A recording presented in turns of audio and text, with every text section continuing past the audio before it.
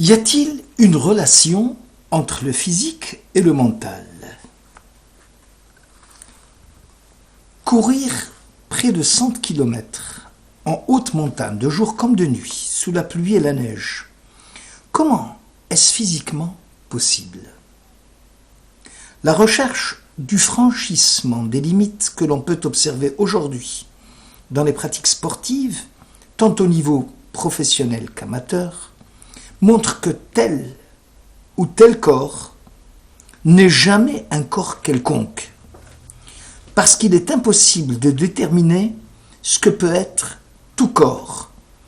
Ce n'est pas ce qu'il peut en tant que corps, c'est ce que tu peux toi et tout le monde, ou presque, a vu cet unijambiste franchir la barre lors de l'épreuve du saut en hauteur, une barre placée à 1,74 m. La gestuelle incroyable associée à la détermination furieuse qu'on pouvait lire sur le visage de l'athlète montre à l'évidence la relation physique et mentale. On est plein de dynamisme, on est unifié d'énergie, de persévérance dans son être. Quand le corps sent la fatigue, c'est le mental qui prend en main la direction des affaires.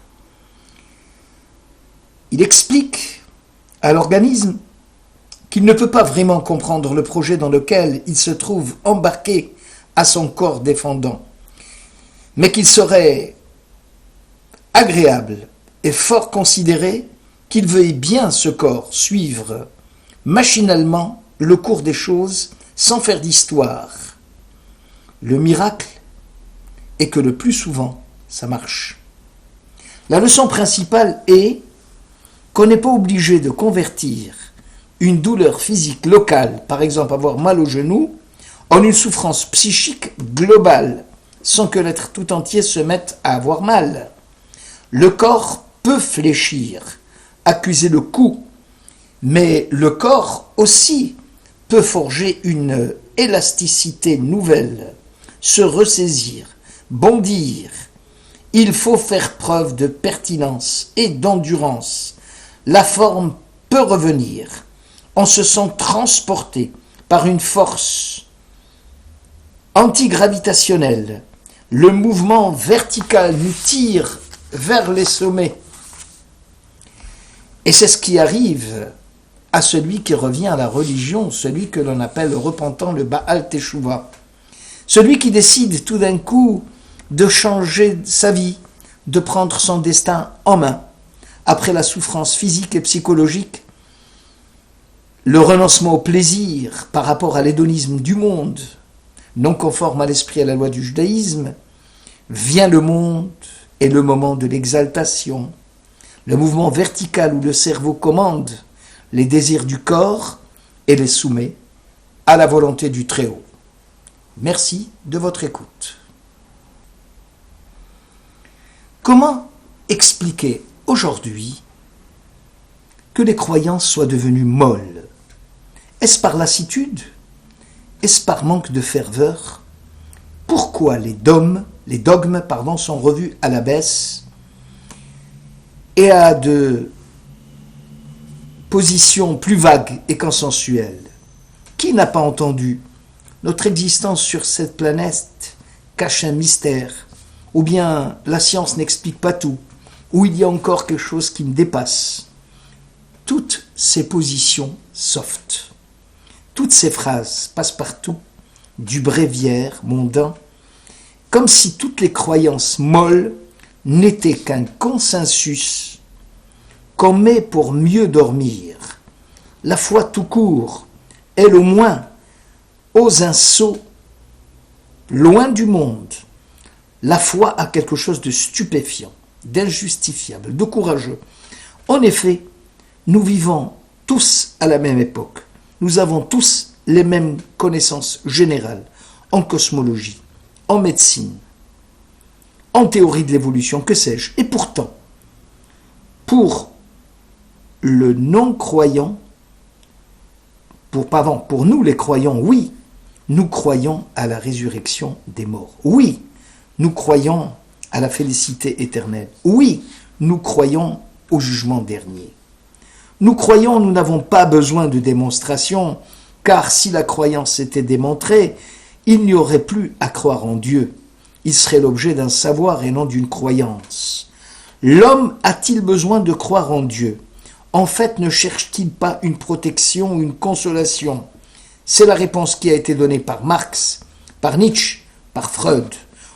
Or, pour nous les Juifs, il existe une forme de foi qui est débarrassée des besoins de consolation. Je crois, point. Croire pour nous les Juifs, ce n'est pas s'engager dans l'incertitude. Ce n'est pas prendre un pari absurde, libre par essence. Croire pour nous les Juifs, c'est ce qui élève l'homme par cette liberté elle-même. Car la croyance est l'image d'un cheminement intérieur par lequel d'abord c'est soi-même que l'on rencontre. Car nous donnons l'occasion de nous confronter à nous-mêmes, à nos propres limites.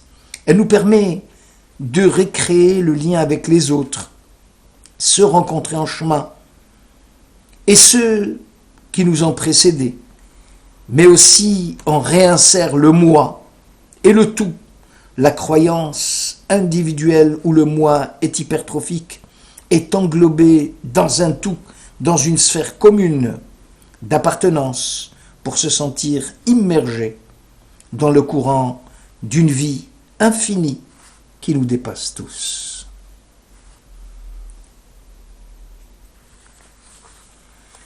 Bonjour. Qu'il soit sportif ou paresseux, qu'il s'exprime à la plage ou à la montagne, l'été est la saison du corps. En fait, c'est toute l'année que nous sommes sommés à le préparer, à grand renfort d'exercices sportifs, de régimes alimentaires, de crèmes revitalisantes, voire de chirurgie esthétique en vue de son triomphe estival. Jamais, aucune civilisation n'a autant vénéré le corps et si peu parlé de l'âme.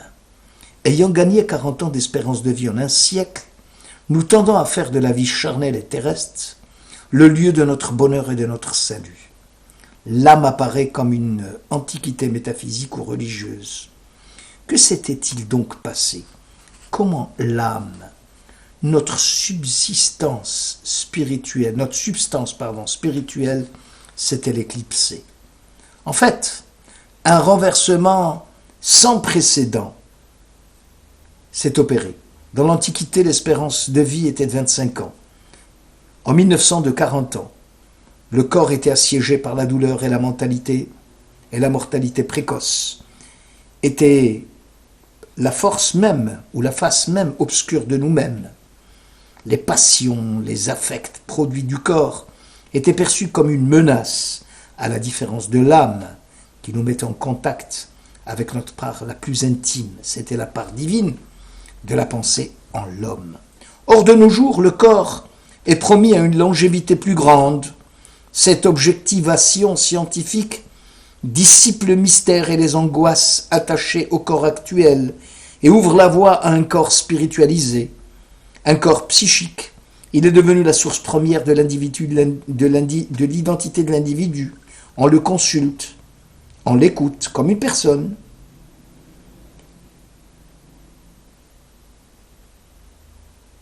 Le Baal Hatania, le maître du chassidisme, avant les philosophes Husserl et Derrida, avait devancé le mouvement général d'incorporation de la psyché et de la spiritualisation du corps.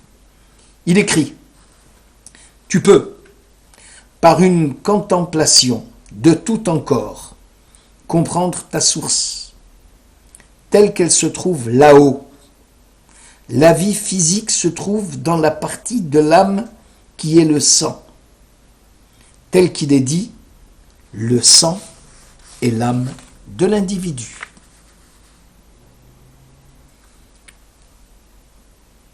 Bonjour. Une question qui nous taraude depuis l'Antiquité. Combien d'âmes avons-nous? Longtemps on a considéré qu'un homme est l'union d'une âme et d'un corps, et que la disjonction ou la séparation momentanée des deux signifiait la mort. Car nous sommes fortement imprégnés par le dualisme corps-âme. Ceci explique aussi notre panique si notre conscience venait à nous situer à l'extérieur de notre corps. Ce phénomène de décorporation nous révolte, nous horrifie. On voudrait tellement revenir comme d'habitude à notre corps.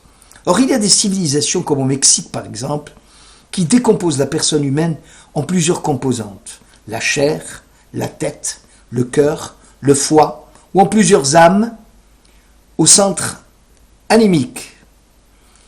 Or, que dit le chapitre 3 du Tanya, le maître du chassidisme? Chaque juif, dit-il, possède une âme divine qui est une parcelle de la divinité et comprend 3 parties. Nefesh, Ruach, Neshama. Cette âme présente les forces constitutives où chaque partie pouvant être segmentée à l'infini. La partie de l'âme qui se revêt dans le corps est divisée elle-même en 3 parties. Chacune de ces parties comporte 10 forces, 3 intellectuelles et 7 émotionnelles. En étudiant et en comprenant les forces de son âme, il est possible d'appréhender les séphirotes, c'est-à-dire les mondes célestes, qui sont même les attributs de Dieu. C'est à ce corps qu'il est dit « C'est par ma chair que je contemplerai le divin ». C'est-à-dire c'est par l'âme qui habite dans ma chair que je peux percevoir la divinité qui fait vivre le monde. Aujourd'hui, où la science et la philosophie affirment que l'idée d'une âme comme une entité séparée du corps sublime et immortel est démodée, voilà que le judaïsme, il y a 3000 ans, proclamait que le corps est pensant et que les 2 pôles du corps animé qui est en nous sont réconciliables et non dissociables. Merci de votre écoute. Bonjour. Nous allons reprendre le récit de la Genèse. Au commencement, Dieu créa le ciel et la terre. La sempiternelle question que nous posent les enfants, puisque Dieu a créé le ciel et la terre fut désolation et chaos, avant, nous disent les enfants, que quelque chose n'existe, il y avait quoi? Cette question métaphysique porte sur ce qu'il y a de plus fondamental, l'origine du monde. Pour mesurer cette difficulté, regardons la première photo prise quand nous étions bébés, puis remontons à l'échographie dans le ventre de notre mère. Même inachevé, on était déjà quelqu'un, on était quelque chose. Ensuite, on remonte le temps et on pense à nos parents tout jeunes,